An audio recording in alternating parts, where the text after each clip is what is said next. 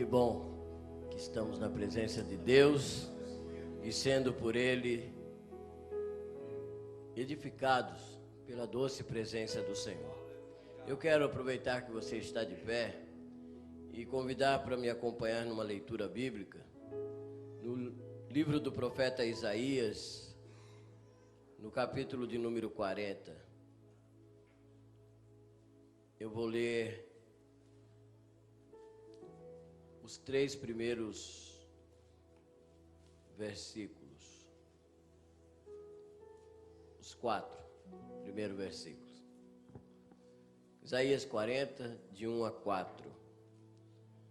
Na minha tradução, vai dizer assim: Consolem o meu povo, diz o Deus de vocês. Encorajem a Jerusalém e anunciem que ela já cumpriu o trabalho que lhe foi imposto.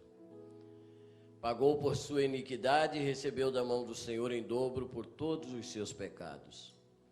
Uma voz clama: no deserto preparem o caminho para o Senhor. Façam no deserto um caminho reto para o nosso Deus.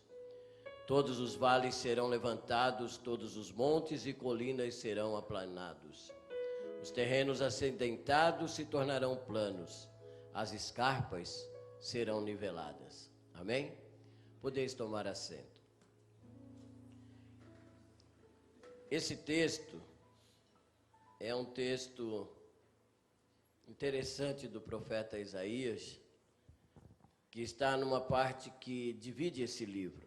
Esse livro fala de juízo, desde o capítulo 1 até o capítulo 39. E do 40 a 66, ele trata de misericórdia e graça, de uma visita de Deus curando o povo. É um texto tido por muitos como anacrônico, ou seja, fora de época, porque ele fala do exílio de Judá na Babilônia, nesse texto.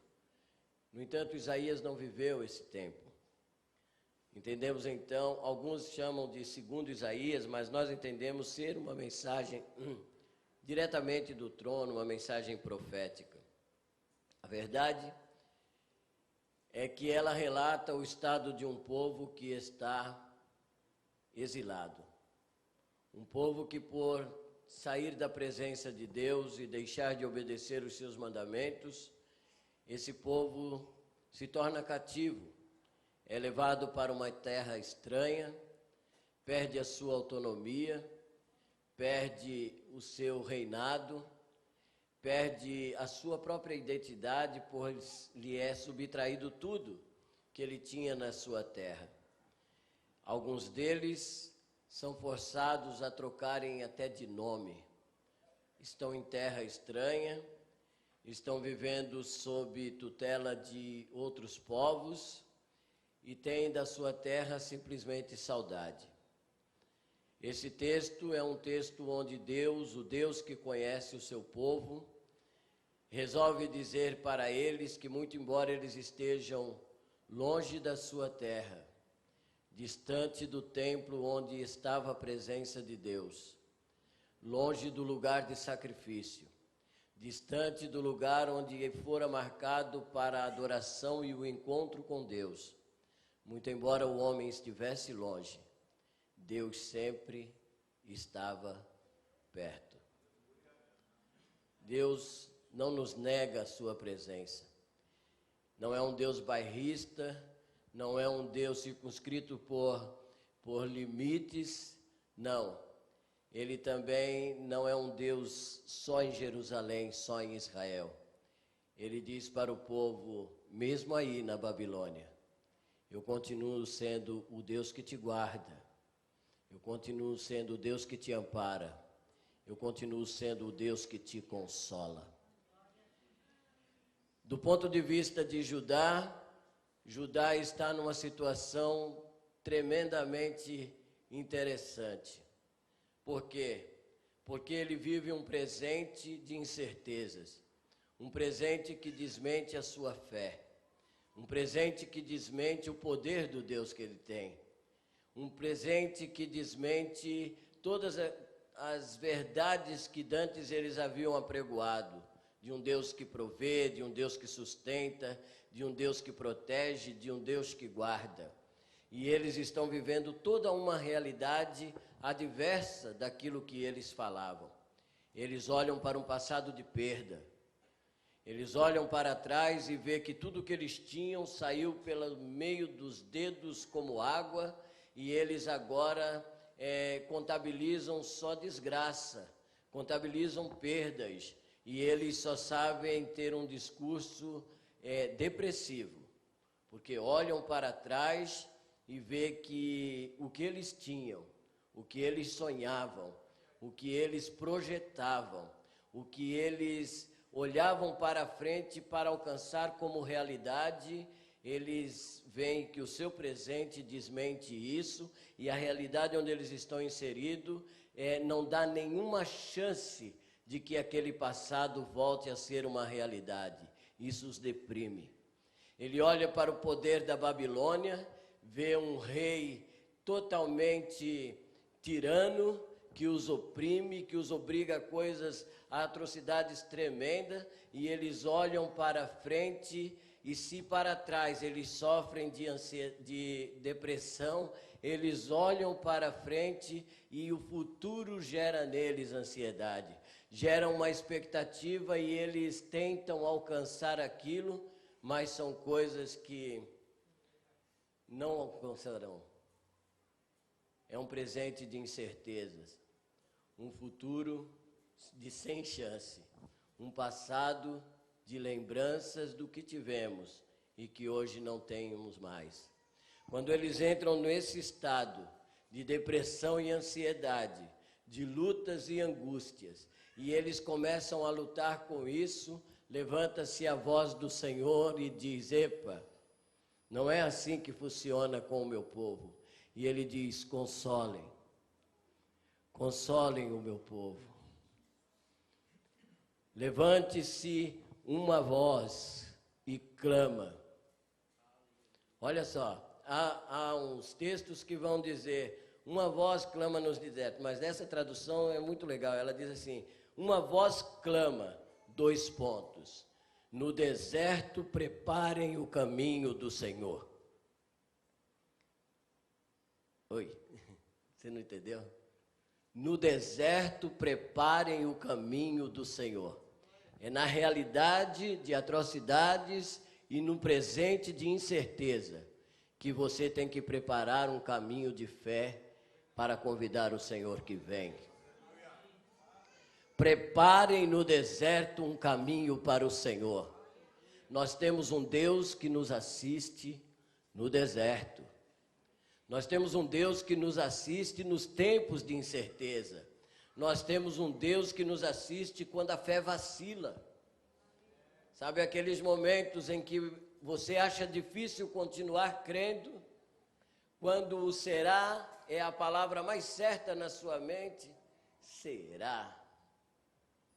As promessas e as realidades do passado, aquilo que você tinha, que você construiu, aquilo que você já havia conquistado, aquilo que você viveu e que você julgava felicidade, aquilo que você tinha e que você por horas olhava para aquilo como uma propriedade que lhe trazia alegria, hoje não tem mais. Ou aquilo que você ainda tem, você está vendo que a qualquer momento desse pode-se ir também. As últimas chances ainda parece que são presas por fios de cabelo e a qualquer momento se romperá e você vai assistir às últimas perdas da sua vida. É o deserto. E você fica olhando e pensando: meu Deus, com o que eu tenho, com o que eu tinha, eu já estava nessa situação. Sem isso, como será o amanhã? E você vive nesse deserto de incerteza, mas o Senhor te diz, para você mostrar a fé neste momento, faça o seguinte: prepara um caminho nesse deserto. Para que esse caminho, Joel? Porque o Senhor vem vindo. O Senhor nos encontra no deserto. Aleluia. O Senhor nos encontra no deserto. É nas horas de incerteza que ele aparece, sim. É nas horas de perdas, são nas horas de angústias, são nessas horas de tristeza que o Senhor aparece, sim. E ele vem de uma maneira a colocar todas as coisas no mesmo plano. O que ele diz? Ele diz, olha, todos os outeiros serão aplainados, todos os vales serão exaltados, o caminho vai ser retinho. O Senhor vem vindo ao nosso encontro nesse deserto aí. Deus não nos abandona para morrer no deserto. Bom, a Bíblia está cheia dessas histórias. Poderíamos pensar no deserto de Agar, não é o que eu quero pensar aqui. Pensar no deserto de Agar, poderíamos pensar no deserto do povo de Israel, no deserto de Elias, poderíamos pensar no deserto do próprio Senhor Jesus, no deserto de Paulo na Arábia. Todos os desertos você vai encontrar os homens quase que vendo todas as suas possibilidades humanas dando prova de fracasso e ele reconhecendo que o seu fim está chegando. E nesse momento ele percebe que, apesar dele não ver, Deus sempre esteve ali. Aleluia. Glória a Deus. Aleluia. Não dá de criticar, porque é difícil nós vermos Deus na tormenta. Como é difícil nós vermos Deus nas horas da angústia. E até na hora que Ele aparece, a melhor visão que nós temos dele é a de um fantasma. Quando as ondas se levantam e parece que não vamos vencer mais e há tempo estamos lutando com a tempestade, quando o próprio Deus aparece, nós o confundimos com um fantasma. Mas nessa hora Ele levanta a sua voz e diz, não temas, sou eu. Ele não te deixa só. O Senhor não te deixa só. Se você continua lendo esse texto, é alguma coisa muito interessante. Ele vai dizer que a voz que clama, ei, prepara um caminho no deserto, depois pergunta para o Senhor, o que eu vou clamar? O que clamarei? Se você ler o versículo 6, diz assim, o que clamarei? A voz pergunta. E ele disse assim, clama para eles que muito embora os projetos humanos, aleluia, e todas as organizações que o homem faz, uma hora elas fracassam, a minha palavra não, a minha palavra permanece para sempre. Ele disse, o homem, ou os projetos do homem, são como a erva. Você passa de manhã, estão verdinhas, estão bonitas, mas à tarde elas se secaram e não servem para mais nada. No entanto, a palavra do Senhor, ela permanece para sempre. Seca-se a erva, mas a palavra do Senhor, ela permanece. Ei, ainda no deserto, Deus te deu uma palavra? Pastor, mas nunca mais ele falou, esse deserto está de jeito tão forte que nunca mais eu ouvi a voz de Deus. Se nunca mais você ouviu, deixa eu te dizer uma coisa, é a última que você ouviu que está valendo. É aquela última palavra de Deus que você ouviu que está valendo, porque ela permanece. Aleluia. Independente das situações, independente das circunstâncias, descansa na palavra de Deus. E aí os homens começam a perguntar, mas como fazer isso? Porque eu estou no deserto, e aí o próprio Deus não deixa mais a voz dizer. A partir do versículo 9 ao 31, você vai ver o que acontece. Deus toma a palavra na boca do profeta, e ele diz assim, eu quero só dizer para você, que independente do deserto, e independente de você não estar acreditando muito, porque só tem uma palavra, eu vou te dizer quem é o Deus que eu sou. Eu sou o Deus que tem o mundo na palma da minha mão. Aleluia. Ei, esse Deus é grande. Esse Deus é poderoso. O nosso Deus é um Deus forte. O nosso Deus é um Deus que o que Ele determina. A Bíblia diz que quando Ele determina, ninguém pode fazer o braço dele voltar atrás. E que quando Ele opera, não há quem possa impedir. Veja a força da pessoa que tem uma palavra de Deus. Quando eu digo uma palavra de Deus, eu quero que você entenda no sentido de promessa. Da pessoa que tem uma promessa de Deus.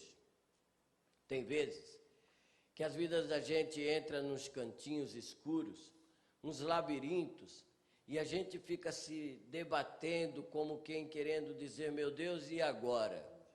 E parece que neste momento o Senhor acende uma luz que aponta para o passado e diz assim, lembra quando eu te falei assim e assim? E aí você se lembra, aí piora. Piora porque você se questiona, se o meu presente está assim, e eu ouvi aquela palavra, não era de Deus. Não pode ser, porque se fosse de Deus, como? Mas o que a gente não entende é que a palavra de Deus é uma palavra que acontece no tempo. Ele diz assim, 55 desse mesmo livro, lançou a sua palavra e ela foi. Ele enviou a sua palavra e ela foi. Uma palavra que está indo. Aí ele diz assim, mas ela não tornará para ele vazia, sem antes ela cumprir aquilo para o qual ela foi enviada. Ei, a palavra de Deus é uma palavra que acontece na história.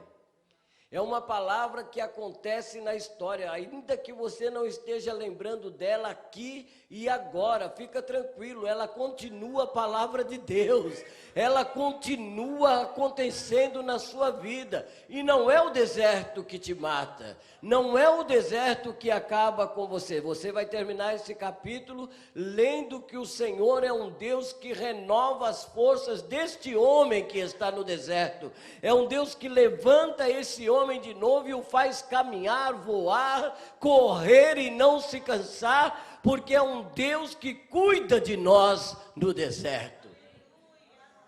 Bom seria, um dia eu disse isso, vou repetir, que a vida cristã fosse mais ou menos assim. Eu acho que você vai concordar comigo.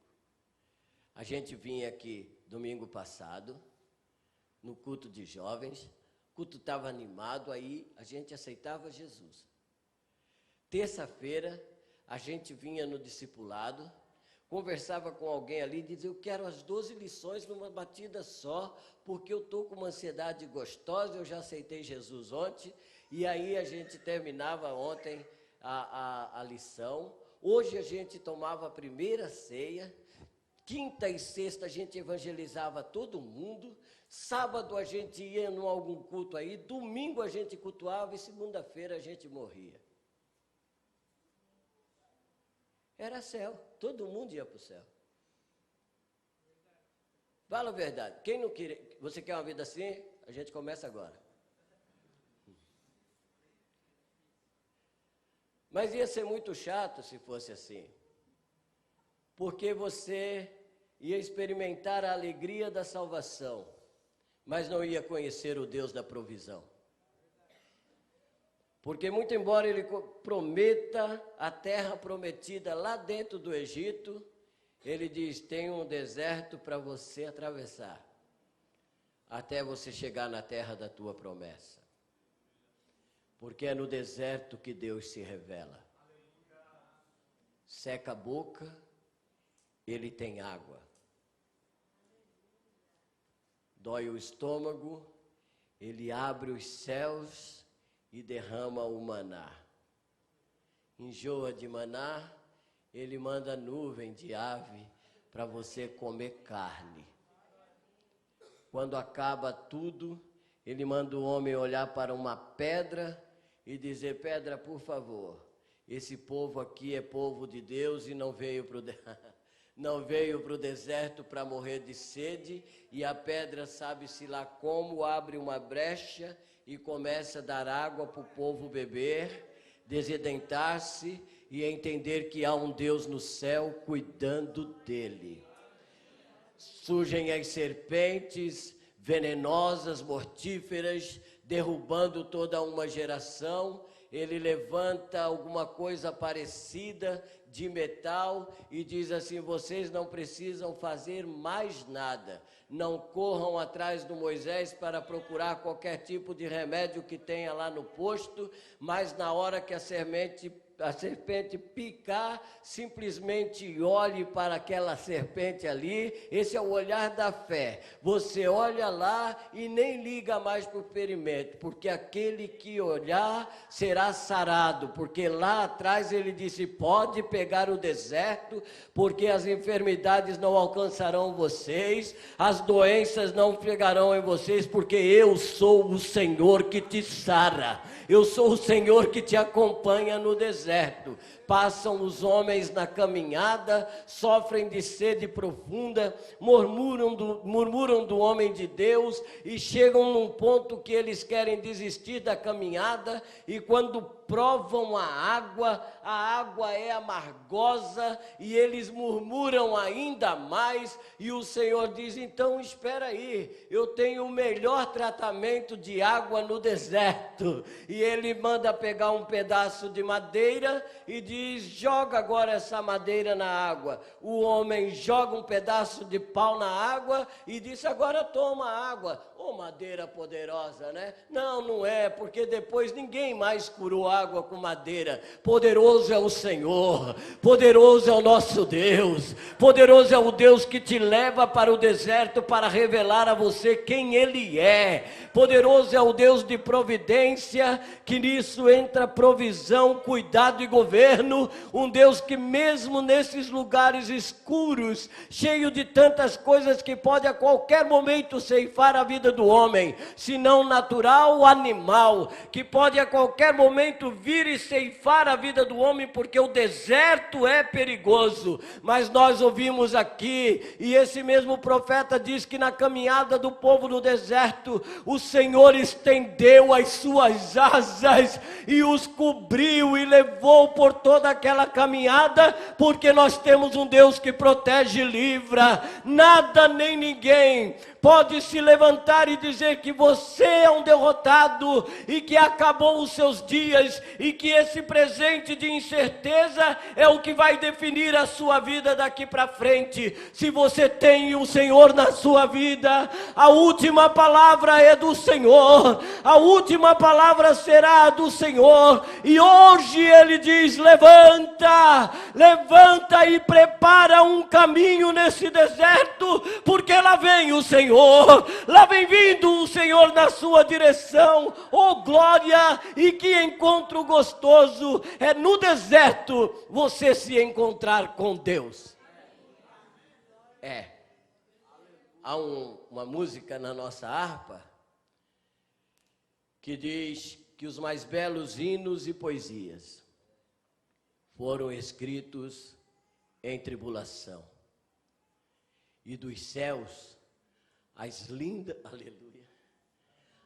lindas melodias se ouviram na escuridão. Ele falou do Abraão aqui. Não vamos mexer com isso, mas pensa nesse homem, gente. Abraão já tinha um filho, já tinha o Ismael, já estava grandinho, e o da promessa era o Isaac, que já nasceu num tempo difícil para ele. E o Senhor diz: Abraão, vai matar teu filho. Abraão deve ter dito para ele: Senhor, a única coisa que eu faria era matar meu filho. Então o Senhor disse assim: o teu único filho, querendo dizer, o negócio com Ismael já acabou, né? O teu único filho. Senhor, a última coisa que eu faria era matar meu filho, mas se é tu que está mandando, eu vou. Aleluia, porque tu não tem filho. Eu vou ser sincero, eu tenho 3 meninos. E se ele falar, escolhe um dos 3 e mata, eu vou negociar um monte com ele. Eu não, pastor, eu vou e mato, duvido. Abraão não, nem falou para Sara, porque se fala, a Sara ia atrapalhar tudo. Nem falou para Sara. Levantou de madrugada e andou 3 dias, gente. O filho 3 dias morrendo no coração daquele homem. Mas o escritor do livro aos Hebreus disse que naquele deserto ele tinha uma certeza. Qual que era a certeza? Uma palavra de Deus. Em Isaque eu vou chamar a sua descendência. O Senhor tinha dito em Isaque. Então ele disse, olha o que o escritor aos Hebreus disse. Ele ia e no seu coração ele tinha uma certeza. Eu mato e toco fogo, mas da cinza ele vai me devolver, meu filho. Das cinzas ele me devolve o mesmo Isaque, porque ele disse que, aleluia, ei, descansa na palavra de Deus. Descansa na palavra que Deus te deu. Aleluia. Descansa naquilo que Deus te disse. É difícil, pastor. Eu sei, o nome disso ele explica melhor, mas é ansiedade, né? Aquela agitação, aquela coisa toda. Mas escuta só 1, 2, 3 que tem na Bíblia. Ele diz assim, não andeis ansiosos por coisa alguma. Quanto ao que comer, quanto ao que vestir. Olha os lírios dos campos, dá uma olhada nos pardaizinhos. Ele cuida de pardal e de lírio, não vai cuidar de você. A segunda está em Filipenses, quando ele diz, não fiquem ansiosos. A terceira está em Pedro, quando ele diz assim, pega toda a sua ansiedade e lança sobre ele, porque ele tem cuidado de vós. O Senhor está me dando garantia do dia de amanhã? Tô. Está vendendo bem, seu pastor? Que bom, aqui a gente não vende. A gente só confirma o que ele já disse. Qual é a garantia que o Senhor está me dando do dia de amanhã, pastor? Que Deus continua Deus. E amanhã é outro dia. E se essa noite, pastor, eu não conseguir pegar no sono, fica tranquilo. Você vai acordar o relógio amanhã.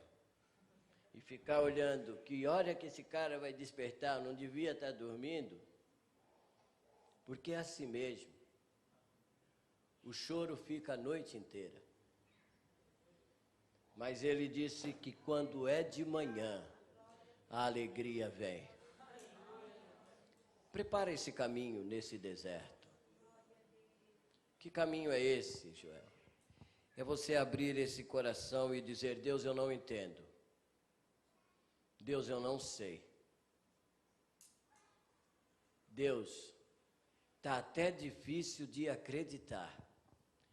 E se o Senhor quer saber, Deus, eu tenho muito mais chance, muito mais possibilidade para duvidar do que para crer. Os contras são muito maiores do que os prós. O gerente já disse isso, o vizinho já disse aquilo, o marido já disse aquilo outro, a esposa já disse aquilo outro, o credor já disse não sei o quê. Senhor, eu já tenho muito mais pontos contras do que prós. E ele vai dizer assim, junta tudo no mesmo vale. Aleluia.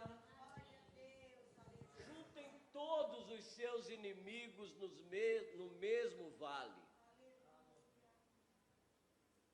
Que eles vão batalhar contra o único Senhor. Joel, e daí ele vem e luta? Não. A Bíblia diz que ele levantou a sua voz e a terra se derreteu. O Senhor libera uma palavra de vida para você nessa noite. O Senhor libera uma palavra de paz para o seu coração nessa noite.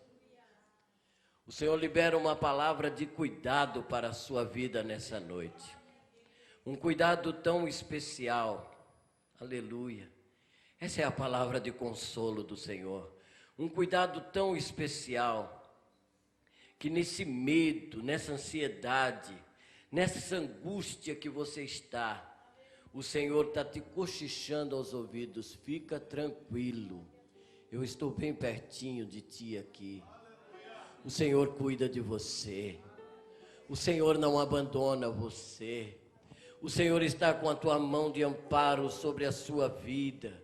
O Senhor está protegendo, livrando, guardando. O Senhor está orientando e dirigindo os seus passos. E deixa eu te dizer para concluir agora, todo deserto tem um limite. Viu o que ele disse aqui? Era difícil para uma nação que fazia limites com o deserto. Isso significa que vai chegar uma hora que você vai tirar o pé da areia pela última vez.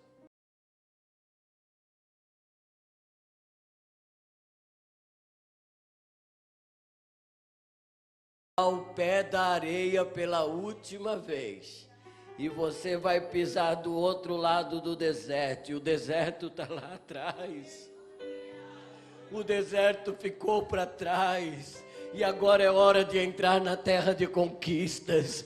E agora é hora de entrar na terra da promessa. E agora é hora de beber das fontes de baixo e provar das fontes de cima. E agora é hora de provar de toda a gordura da terra, porque a promessa de lá de trás chega a hora de se cumprir, porque a palavra de Deus permanece para sempre. Abre o coração. Continua confiando, aleluia, continua crendo. E a Bíblia diz deste homem que ele creu contra a esperança. Chega a hora que você não vai ver mais possibilidade nenhuma, é a hora da falibilidade humana. Faliu, acabou. Mas quando todos os horizontes humanos derem prova de fracasso, lembra que a palavra de Deus permanece para sempre. Curve sua cabeça, eu quero orar por você. Deus, é a hora. É a hora de tu acender de novo a chama da esperança nesses corações.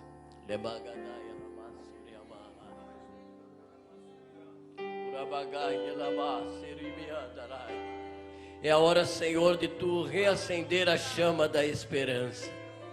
As forças acabaram, os braços desfaleceram, os joelhos desconjuntaram. Sabe Deus, alguns deles já sentaram à beira do caminho e já estão assumindo o seu fracasso. Alguns não querem lutar mais. E gente que veio aqui nessa noite dizendo: Deus, como quem te dando a última chance, Deus. Deus, ou tu fala nessa noite comigo, ou a minha decisão vai ser essa mesmo que está no meu coração. Mas hoje eles se encontraram contigo aqui, Senhor. Um Deus que se encontra conosco no deserto. Papai, eu te peço, abre, Senhor, as portas da provisão nessa noite. Abre as portas da provisão e vai de encontro, Senhor, a este teu filho, a esta tua filha. Vai lá, Senhor, onde está agora amarrado este problema. Vai lá, Senhor, na causa agora, ó Deus. O seu filho sente a força dos efeitos, mas vai lá na causa agora, Senhor, e toca com teu dedo poderoso. Ei, Deus, libera uma palavra de vitória sobre a vida dos teus filhos agora. Libera uma palavra de vitória sobre a vida dos seus filhos agora. Espírito Santo, opera isso no coração deles de uma maneira clara, viva, especial. Mostra-te mais uma vez, Deus poderoso, nas nossas vidas. Senhor, o que é o nosso problema para ti, Senhor? Se a terra, Senhor, está toda debaixo do teu domínio, está seguindo no teu propósito, se tu tens tudo na palma das tuas mãos, Senhor, o que é, Senhor, quão minúsculo é um problema para ti agora, Senhor? Mostra o teu poder, mostra o teu poder, revela-te mais uma vez à tua igreja, Senhor, e aos teus filhos.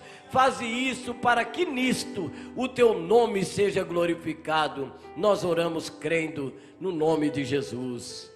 Amém e amém.